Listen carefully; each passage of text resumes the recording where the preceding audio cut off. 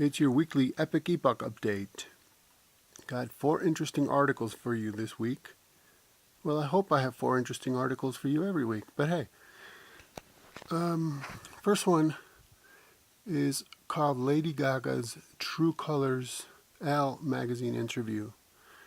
Now, of course, there's tons of things written about Lady Gaga and the supposedly alleged symbolism and imagery and lyrical content that denotes she's putting forth occult messages, etc.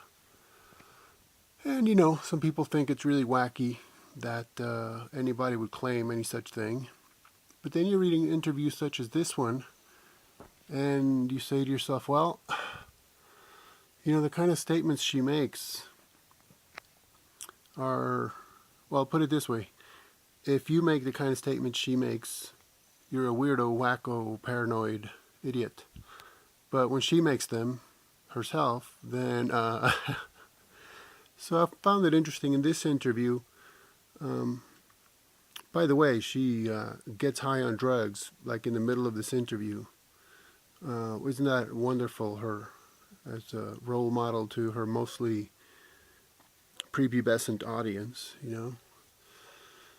She makes references to mind control.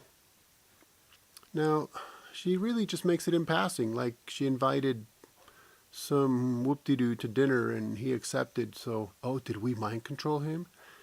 So the thing is, when she makes the statements I'm about to relay, maybe she's just using common parlance. Maybe they're utterly meaningless. She's just using certain terms. But maybe she's really keying in on some things or making us aware of certain things. I mean, it's really hard to discern because if you look at her album covers, her videos, her concerts, listen to her lyrics, she's definitely up to something, no question about it. She also states that, see, this is why I wrote it with quotes, because you have to see what she actually said. She claims that military engineers worked on her video, right, her music videos. It's like, okay, I'm not sure what military engineers have to do with a pop video, but hey, she's the one claiming it. And various other interesting comments she made during this interview, so I think that's worth checking out. This is actually part of a long series I've written on Lady Gaga, everything from her alter egos, which for all we know are multiple dissociative personalities, who knows, to her influences, to everything. Another article is, did Jesus teach the serpent seed of Satan theory in Matthew 23? So, of course, this is something I've been writing a lot about lately. And one thing that serpent seed of Satan theorists like to do is to claim that Jesus told various parables that, when truly understood, are really about the fact, or so they claim, that Cain is the literal son of Satan who carried within his body, and thus his lineage continues carrying literal satanic genetics. Because, or so they claim, Eve had sex with Satan in the Garden of Eden, so the forbidden fruit, the tree, and her eating was really symbolically, allegorically, metaphorically, symbolically, her having sex with Satan. So there's that. Another article I published goes along with a video that I just published yesterday, which is Science and the Bible on sonic booms. And so what I did is consider certain descriptions in the Bible that long ago may have been thought to have been just fanciful or imaginative or just straight up lies about the kind of manifestations that occur when God makes his presence known. Such as sights and sounds, clouds, thunder, and horns, and I don't know, all kinds of stuff.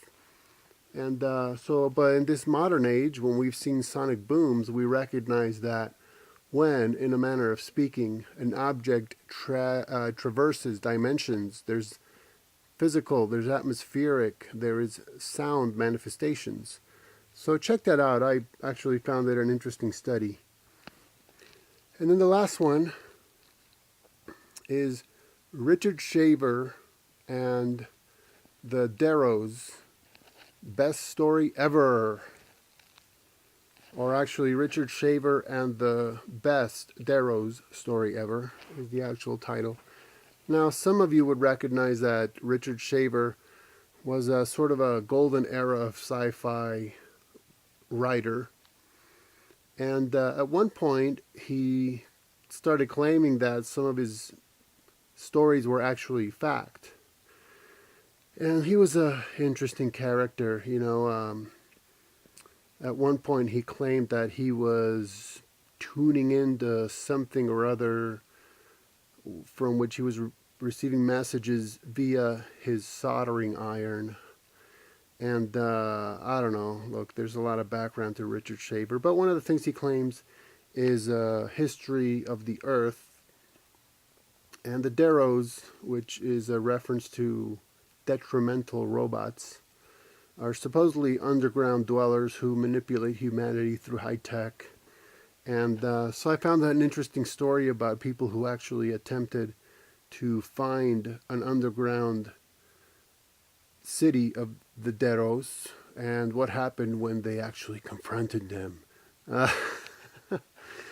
Oh man, I love these kind of stories, and story is what it is. Of course, you'll see why.